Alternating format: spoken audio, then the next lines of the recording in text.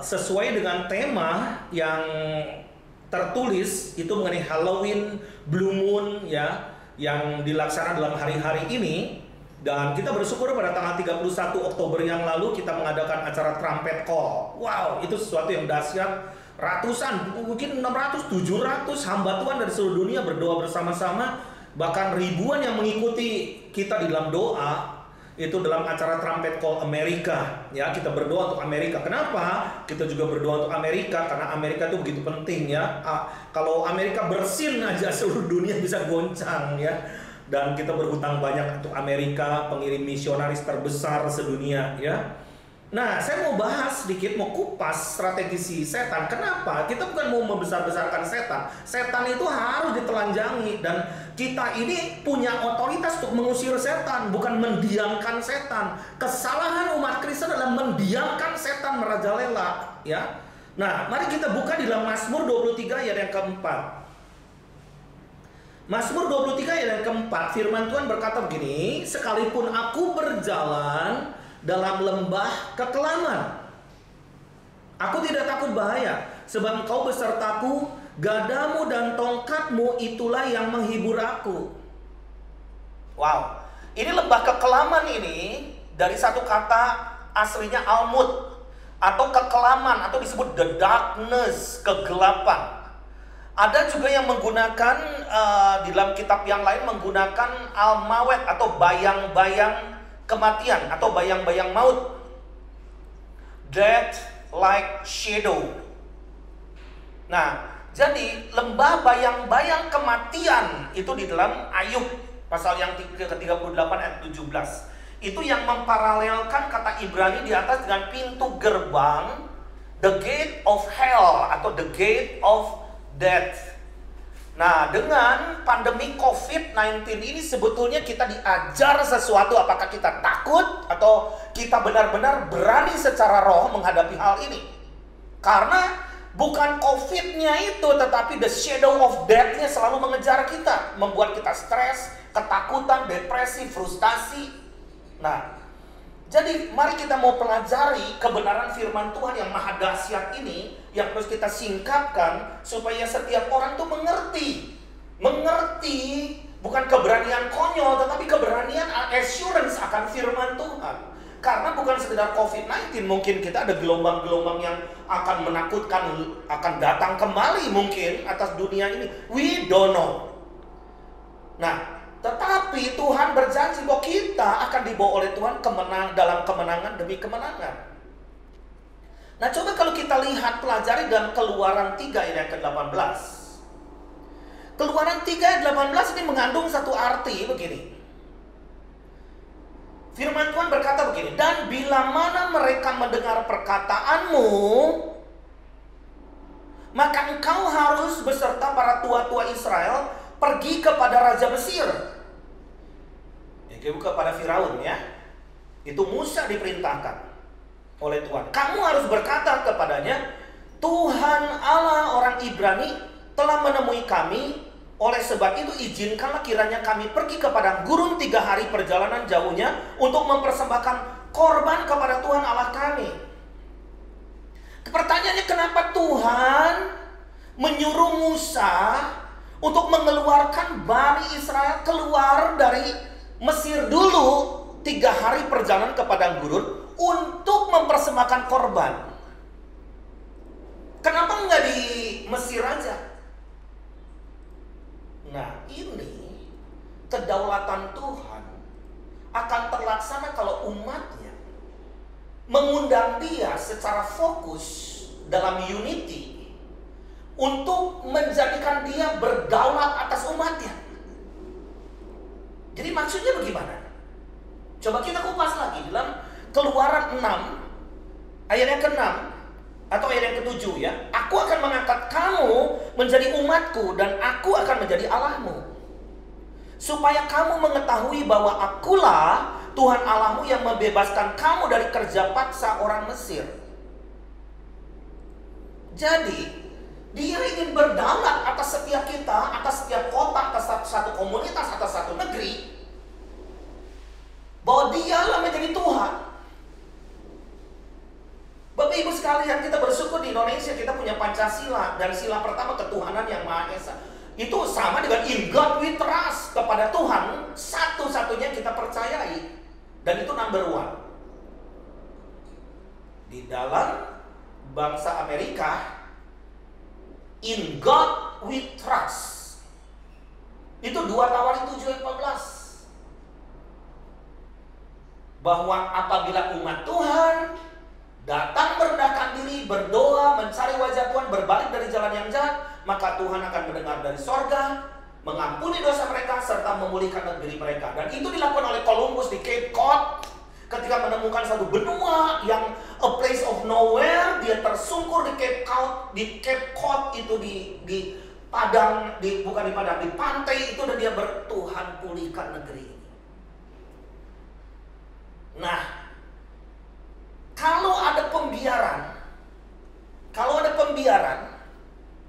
atau umat Tuhan menyimpang dari jalan Tuhan, bahkan mengundang kuasa kegelapan, maka di tengah-tengah negeri itu umat Tuhan akan tertindas. Umat Tuhan akan diperbudak. Dan umat Tuhan akan menjadi orang-orang atau komunitas yang ketakutan setengah mati dan powerless. Di dalam Keluaran 6 ayat yang ke-8. Dan aku akan membawa kamu ke negeri dengan sumpah telah kujanjikan memberikannya kepada Abraham, Ishak dan Yakub, dan aku akan memberikannya kepadamu menjadi milikmu, akulah Tuhan. Wow. Bapak Ibu sekalian, apa yang dikatakan oleh bangsa Israel ketika waktu itu ada di tanah Mesir? Kami ini budak. We are so powerless. There is no authority. Tidak ada otoritas. Kami ini hanya budak. Kami tertindas. Tidak punya power. Tetapi Tuhan dengan inisiatifnya ingin menunjukkan dirinya sebagai Allah. Akulah Allahmu. Jadi akses untuk Allah berdaulat di atas suatu bangsa, suatu komunitas atau rumah kita, kalau orang-orang tersebut mau membuka pintu bagi Allah untuk berdaulat. Nah, Bapak Ibu sekalian, tanggal 31 Oktober yang lalu, itu bukan kebetulan kita mengadakan acara Trumpet Call America Today, ya, Trumpet Call America. Dan itu diresponi secara luar biasa. Dan hari itu sebetulnya itu masa persiapan menjelang Pilpres tanggal 3 November 2020. Tetapi bertepatan dengan itu, hari itu adalah hari di mana Halloween. Halloween itu apa sih sebetulnya? Mungkin ada sebagian yang tahu, banyak yang tahu sebetulnya, tapi juga nggak jelas itu apa. Kayak dianggap guyonan. Halloween itu dari satu kata All Hallows Eve. Doa untuk semua orang kudus, dan dilaksanakan tanggal 31 Oktober sampai 1 November. Tetapi sekarang kita lihat bahwa itu adalah satu peristiwa di mana suatu tradisi yang dilakukan oleh orang-orang Keltic zaman dulu di Eropa Barat, dan mungkin sekarang ditemukan sebagian di Irlandia. Itu mereka percaya ada 2 musim, dan musim itu adalah musim panas dan musim dingin. Di pertengahan musim panas dan musim dingin itu ada satu jeda, dan itu peralihan, shifting. Dan musim dingin itu disebut musim kematian. Tanggal 31 Oktober itu hari di mana mereka akan mempersembahkan korban bagi suatu kepercayaan mereka, satu dewa mereka, dan mereka mempersembahkan korban. Nah, jadi mereka membuat ritual dan mereka mempersembahkan korban hewan atau manusia supaya si iblis itu boleh melindungi keluarganya. Dan mereka membawa api itu dari situ itu, dan api itu ditaruh di labu, di dalam labu. Nah sekarang kita lihat ini jadi tradisi. Tradisinya yang benar-benar ini banyak orang Kristen lakukan kalau di Amerika dan juga mungkin di Eropa atau di negara-negara barat. Bahkan juga di Australia. Di mana mereka membawa labu dan mereka anak-anak kecil yang dipakai membawa api di dalam labu itu, dan mereka mengetuk pintu. Dan itu orang yang punya rumah itu memberi permen, hadiah atau lain sebagainya, kalau nggak dikutuki, dilempar telur, batu, gitu kan. Nah, jadi kutuk itu masuk dalam rumah. Nah, bertepatan pada tanggal 31 Oktober yang lalu, ini bertepatan dengan hari yang pas di mana Blue Moon itu muncul. Apa itu Blue Moon? Blue Moon itu adalah bulan purnama, di mana kenapa disebut Blue Moon? Yes, mungkin ada efek birunya, tetapi sebetulnya Blue Moon ini disebut bulan purnama yang kedua kali dalam satu bulan. Jadi bulan Oktober tahun 2020 ini tepatnya tanggal 1 Oktober dan 31 Oktober muncul. Dan bagi para penyihir ini hari the most witchcraft ever, karena terakhir tahun 1944 dan nanti akan terulang lagi 19 tahun ke depan. Bayangkan Bapak Ibu sekalian, berapa banyak sebetulnya rumah-rumah sedang dalam kutuk, di bawah kutuk. Itu kenapa? Setan itu tidak akan bisa masuk ke dalam satu rumah atau ke dalam jiwa seseorang kalau orang itu tidak memberikan kesempatan. Kalau pintu tidak terbuka bagi setan, maka setan itu tidak akan masuk, tidak akan bercokol. Mari kita saksikan dulu satu klip ini supaya kita lebih mengerti apa itu Halloween, apa itu Blue Moon. Ya. Oke, mari kita saksikan klip ini.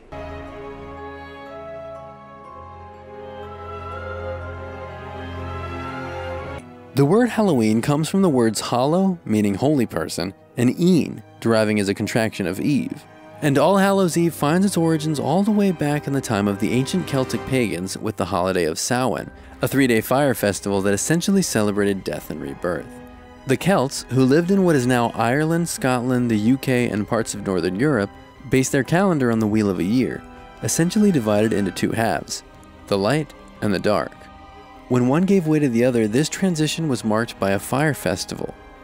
The word Samhain translates into modern Irish to summer's end. Samhain celebrated the dead, and particularly the celebratory feast paid homage to loved ones who had passed away recently, essentially as an invitation for their spirits to rejoin the living.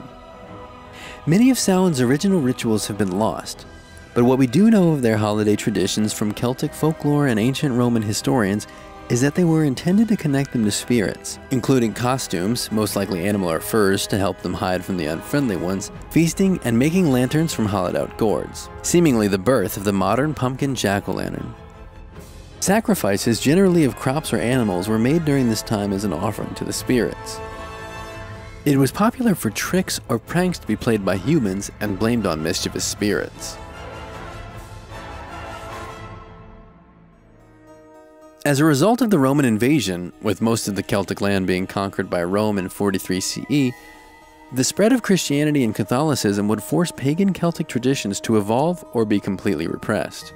In part, many Celtic traditions and popular pagan practices were reframed to fit within a Christian narrative, as a way of converting people with greater comfort and ease. Samhain would evolve into All Saints' Day, which was also referred to as All Hallows' Day, and was intended to be a day to celebrate the Christian saints and martyrs. Essentially, instead of honoring pagan gods and mischievous spirits, they now celebrated Christian figures. While the sacrifices were replaced by food offerings to the poor, the tricks and pranks continued, but instead they were now attributed to the spirits of the saints. Halloween evolved as a more secular version of All Hallows' Eve, and eventually it would become more popular in common practice than All Saints' Day. This year, there is literally a once-in-a-lifetime event happening on Samhain, and that is a blue moon on Samhain. A blue moon is the second full moon within the month. Okay, so we had one in the northern hemisphere. We had one, I believe it was on the first to the 2nd of October, and then our second one is on the 31st of October, which is Samhain. And normally, blue moons come around every like 2.5 to 3 years, somewhere in that time frame. A full moon on Samhain occurs every 19 years. A blue moon on Samhain is a once in a lifetime event. The last time that all of our time zones in the US had a full moon on Samhain was back in 1944. Okay. Nah, kalau kita lihat Bapak Ibu, saudara-saudari yang saya kasih dalam Tuhan, itu tadi yang bicara yang terakhir itu adalah seorang paranormal. Mereka percaya bahwa itu hari-hari yang paling sakti buat mereka. Itu semacam bagaimana open, membuka diri, khususnya targetnya orang-orang Kristen untuk membuka diri supaya ada infiltrasi kuasa setan masuk. Nah, kenapa sih hari-hari suci bisa berubah jadi seperti begini? Karena ada penyelewengan sedikit demi sedikit. Dan 2 hari kemarin itu adalah setelah peristiwa Halloween, itu disebutnya All Hallows Eve. Itu berdoa untuk arwah orang-orang mati yang kudus, disebut kudus. Itu adalah orang-orang suci, ya, para martir. Kalau kita lihat ada satu acara lagi, itu yang disebut Mardi Gras, ya. Mardi Gras itu adalah sebetulnya itu acara adalah peristiwa menyambut Prapaskah sebelumnya. Itu disebut Hari Rabu Abu, di mana setiap orang itu diberikan tanda salib di dahi dan abu sebagai tanda penyesalan. Gue udah salah nih, gue udah berdosa. Ini hari the day of repentance, hari pertobatan. Tetapi apa yang terjadi hari-hari ini, Mardi Gras ini dipakai untuk apa? Untuk Pride Festival, ya, LGBTQ. Nah, coba kita lihat slide-nya ini.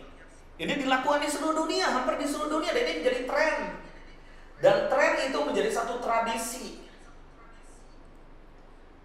Ini didukung oleh 25 negara, konspirasi global yang dilakukan oleh negara-negara yang pro heteroseksual, ya, untuk kepentingan golongannya. Ini di New Orleans seperti ini, terus ada lagi di mana? Di Rio de Janeiro, di Sydney dan lain sebagainya. Kita lihat ini sebetulnya kayak seperti pesta, pawai atau festival, padahal ini perlawanan kepada Tuhan, perlawanan kepada hukum-hukum Tuhan. Next, ada ini Rio de Janeiro. Kalau di Rio pergi pas lagi festival itu, Bapak Ibu sekalian, saudara-saudara yang saya kasih dalam Tuhan, itu sulit sekali untuk mencari hotel di situ, ya. Kenapa? Karena everybody seluruh dunia datang ke situ untuk menyambut buat mereka hari kemenangan, hari pengakuan buat mereka. Nah, sekarang mari kita kembali ke firman Tuhan. Kenapa sih kita harus repot-repot? Jadi kita nih bisa melihat bagaimana kuasa setan bisa bercokol di mana-mana. Kenapa Tuhan biarkan seperti ini? Di dalam Mazmur 115 ayat 16, firman Tuhan berkata seperti ini. Langit itu kepunyaan Tuhan, dan bumi itu telah diberikannya kepada anak-anak manusia. Tuhan memberi tanggung jawab dunia kepada manusia. Jadi manusia diberikan namanya free will, kehendak bebas manusia. Hari ini mesti berdoa, ada yang meresponi, ayo kita berdoa. Hari ini nggak mau berdoa, Anda itu kehendak bebas Anda. Nggak mau berdoa nggak jadi masalah. Tinggal Anda pikir itu berdosa atau tidak. Bukan soal dosa. Free will, kehendak bebas manusia. Tetapi banyak kehendak bebas manusia membuka pintu untuk setan masuk. Karena itu di dalam kitab Yakobus 4 ayat yang ke-7, firman Tuhan berkata seperti, karena itu tunduklah kepada Allah dan lawanlah iblis, maka ia akan lari daripadamu. Jadi iblis itu harus dilawan, diperangi, diusir, dikalahkan. Makanya kenapa banyak di antara kita suka doa keliling? Kenapa kita harus adopsi lingkungan? Kalau kita tidak menguasai lingkungan, maka lingkungan itu akan menguasai kita. Nah, iblis itu licik sekali dan banyak tipu muslihatnya. Jadi jangan memberi peluang kepada iblis. Di dalam ayat yang ke-27, ya, firman Tuhan dikatakan, janganlah memberi kesempatan, Efesus 4 ayat 27.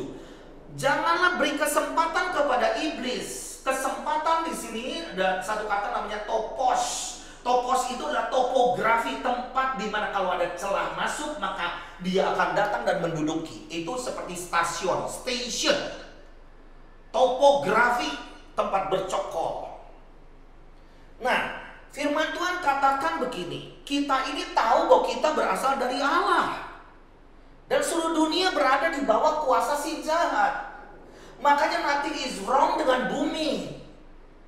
Langit dan bumi, pujilah Tuhan. Nah, tetapi dunia ini yang bobrok. Dunia itu adalah sistem kosmos. Nah, kosmos ini dikuasai oleh kuasa kegelapan. Si setan itu menguasai dunia. Nah, apa kata Tuhan sekarang mengenai orang yang gampangan? Karena saya juga sejak remaja, pemuda, saya dibawa keluarga saya untuk masuk ke dunia-dunia seperti ini. Karena ingin kaya dan sebagainya, ingin dapat nomor, supaya dan sebagainya. Bapak Ibu, hati-hati. Nah, apa kata Tuhan mengenai penyihir dan pemanggilan arwah? Ya, di dalam Yesaya 8 ayat 19. Jadi hati-hati tradisi untuk menyembah orang mati, memanggil roh orang mati, hati-hati. Di dalam Yesaya 8 ayat 19, dan apabila orang berkata kepada kamu, mintalah petunjuk kepada arwah dan roh-roh peramal yang berbisik-bisik dan komat kamit, maka jawablah, bukankah suatu bangsa patut memberi petunjuk kepada Allahnya? Atau haruskah mereka memberi petunjuk kepada orang-orang mati bagi orang-orang hidup? Jadi orang mati gak bisa memberi petunjuk lagi kepada setiap kita. Seringkali dulu, meskipun kita udah Kristen, seringkali ke gereja. Nah, bayangkan Bapak Ibu sekalian, kadang di rumah saya begitu married dengan istri saya, ya, waktu itu mereka suka cerita kepada saya begini, oh si Oma yang itu tuh yang udah meninggal suka ada berdiri di situ. Nanti kadang suka duduk di meja makan ngelihat aku, sabar ya nak, sabar ya nak. Saya pikir, wow, malaikat. Oh, itu Tuhan yang menjelma jadi orang mati. Sekarang saya tahu itu kebohongan. Kata saya, never again. Tidak ada hubungan dengan dunia orang mati. Ya, padahal kita nggak kurang Kristennya loh, baca Alkitab tiap hari, gitu kan? Tetapi kita masih percaya hal-hal yang seperti itu, yang klinik-klinik. Nah, di dalam Imamat 19 ayat 31, janganlah kamu berpaling kepada arwah atau kepada roh-roh peramal. Janganlah kamu mencari mereka dan dengan demikian menjadi najis karena mereka. Akulah Tuhan Allah. Dulu pernah mami mertua saya sering kali ngomong, si papi tuh, papi kan udah meninggal, suka duduk di situ. Sabar ya non, sabar. Saya pikir positif gitu. Tetapi yang bikin sabar bukan orang mati. Yang bikin beri kekuatan bukan orang mati. Tetapi Tuhan yang memberikan kekuatan di dalam diri kita. Nah, saya mencoba beberapa kali dalam doa, melalui firman Tuhan, dan akhirnya mereka mengerti, putus hubungan dengan orang mati. Lalu di dalam Imamat 20 ayat ke-6, coba kita baca. Orang yang berpaling kepada arwah atau kepada roh-roh peramal, yakni yang berzina dengan bertanya kepada mereka. Kok disebut berzina? Perzinahan rohani. Aku sendiri akan menentang orang itu dan melenyapkan dia dari tengah-tengah bangsanya. Oh my God. Ini the message is very strong, bukan kata saya. Kata firman Tuhan. Firman Tuhan yang berkata seperti ini. Dan apa hubungannya dengan Halloween? Saya pernah pergi 2 tahun yang lalu, saya di Amerika. Saya dibawa jalan-jalan ke desa ini. Ada namanya ya kota-kota di sana tuh ya, ada county ini, county itu, kelurahan kayak kita kelurahan. Di beberapa kelurahan waktu itu pas lagi Halloween, menjelang Halloween, 1 bulan sebelum Halloween, itu rumah dipenuhi oleh tengkorak, orang mati, ya, tuyul apa segala macam. Waduh, itu dunia neraka gitu. Itu dihias semua rumahnya. Dan saya katakan pakai lampu kalau malam, pakai lampu. Itu kayak indah. Tetapi nanti ada kuburan, nanti ada orang yang bangun gitu dari tidur, dari kuburan. Kata saya, ini kenapa ini begini? Oh, di Amerika udah biasa. Kata kamu biasa. Dan itu bagi mereka seperti tradisi, festival. Apa yang dilakukan tanpa sadar itu menyakiti hati Tuhan. Menyakiti hati Tuhan. Saya masih ingat ketika saya masih remaja, di rumah saya itu ada foto, 2 foto. Foto inilah opung-opung saya, yang saya jujurnya nggak kenal mereka. Lalu seringkali orang tua saya, padahal saya udah ke gereja, bawa hiyo, lupa. Lalu kita gini terus langsung kita sujud. Terus saya katakan, Mama, ini tujuannya untuk apa? Minta berkah, supaya kamu diberkati. Ya saya nurut aja. Apalagi kalau waktu itu kan saya sebutnya bukan keturunan Chinese asli gitu, masih campur-campur. Tapi waktu itu ada tradisi kalau enggak you doa di situ, you nggak dapat angpau. Jadi tujuan saya ingin dapat angpau. Saya nggak tahu mau berkat tuh model kayak gimana, tetapi setelah itu saya dapat angpau, dapat uang. Gitu. Bapak Ibu sekalian, itu suatu hal yang menyakiti hati Tuhan. Ulangan 18 ayat 10-14, firman Tuhan berkata begini. Di antaramu janganlah didapati seorang pun yang mempersembahkan anaknya laki-laki atau anaknya perempuan sebagai korban dalam api, ataupun seorang yang menjadi petenung, seorang peramal, seorang penelaah, seorang penyihir, seorang pemantra, seorang penelaah, seorang penyihir, ya, seorang pemantra, ataupun seorang yang bertanya kepada arwah atau kepada roh peramal, atau yang meminta petunjuk kepada orang-orang mati. Sebab setiap orang yang melakukan hal-hal ini adalah kekejian bagi Tuhan.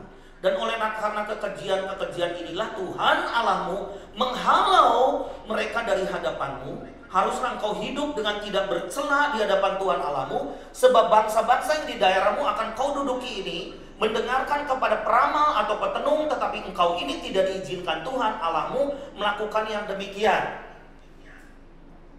Nah, wow, ini peringatan dari Tuhan secara khusus ya.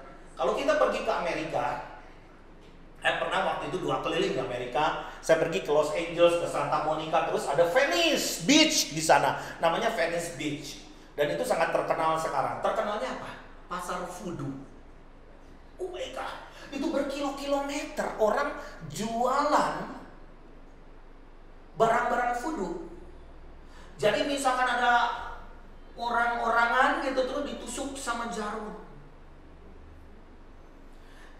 Saya katakan, di Indonesia aja nggak ada yang berani jual begini, sembunyi-sembunyi mungkin ada ya. Tapi di sana open. Bapak Ibu kalau mau Halloween di sana sepanjang tahun supermarket buka. Dan tahu nggak, supermarket di sana yang menjual alat-alat atau peralatan untuk pesta atau festival Halloween. Satu supermarket besar, mau model jenis setan-setanan kayak seperti apa, untuk anak-anak bisa memakai itu. Orang tuanya juga ikut-ikutan. Sekarang labu itu pakai terang itu ditaruh setiap hari untuk menyala, karena dianggap itu proteksi. Jadi harus bagaimana, Bapak Ibu sekalian, saat ini kita harus aware.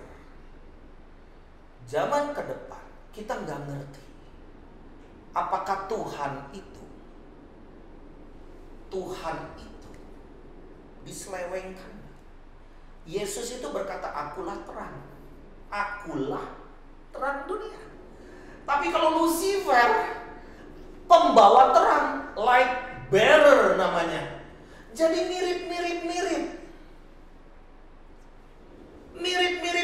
Sekarang khotbah aja bisa pakai Avengers. Captain America jadi judul khotbah. Itu powernya dari mana manusia-manusia seperti itu? Bukan dari Tuhan. Jadi, kalau kita menyadari ada beberapa di antara kita yang sudah melakukan hal ini, atau we don't know, sekarang kita harus tahu kebenaran firman Tuhan. Jadi kita tahu Tuhan kita adalah Tuhan yang maha cemburu. Karena itu Tuhan itu berusaha untuk mengetok, di mana di dalam kitab firman Tuhan dikatakan Yesus berdiri di pintu mengetok pintu. Aku mau masuk hari ini. Open the door for him.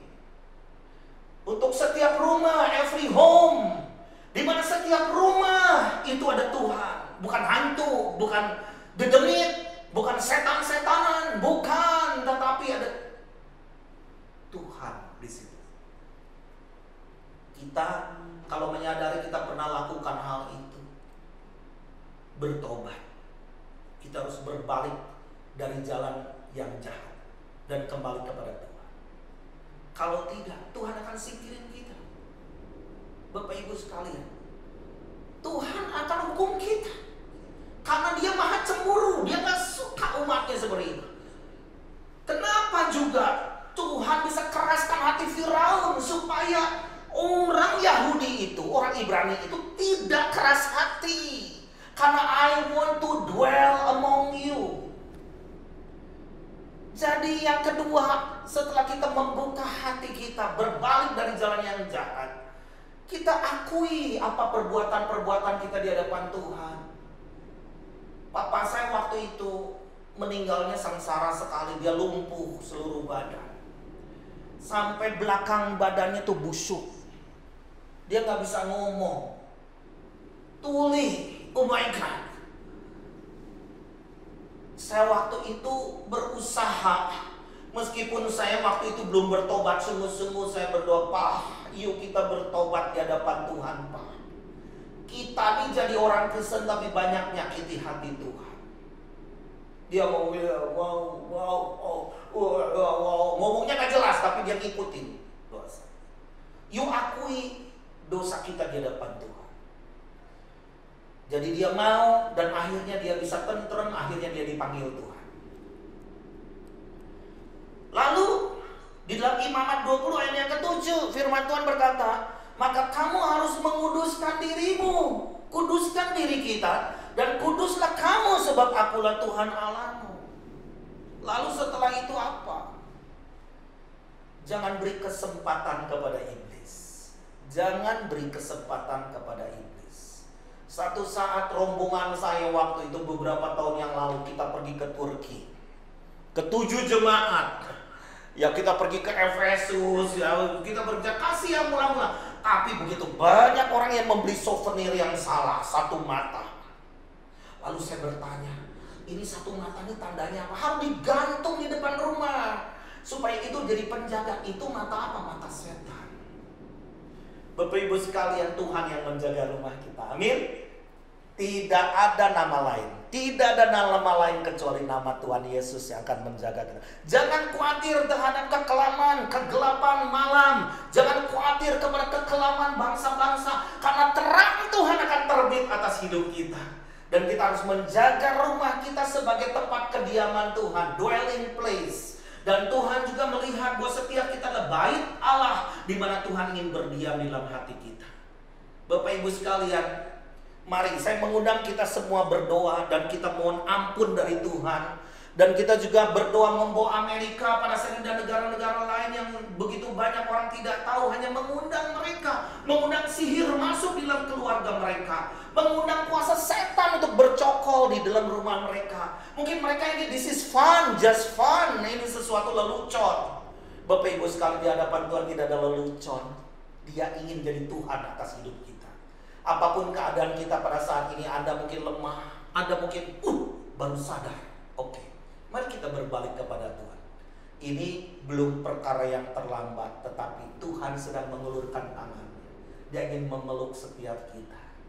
Datanglah kepadaku, aku akan memberikan kelegaan kepadamu. Mari kita berdoa. Mari kita berdoa. Saya juga mengajak Bapak Ibu sekalian di rumah-rumah dimanapun Anda berada, mulai berdoa untuk dirimu, berdoa untuk keluargamu, berdoa juga untuk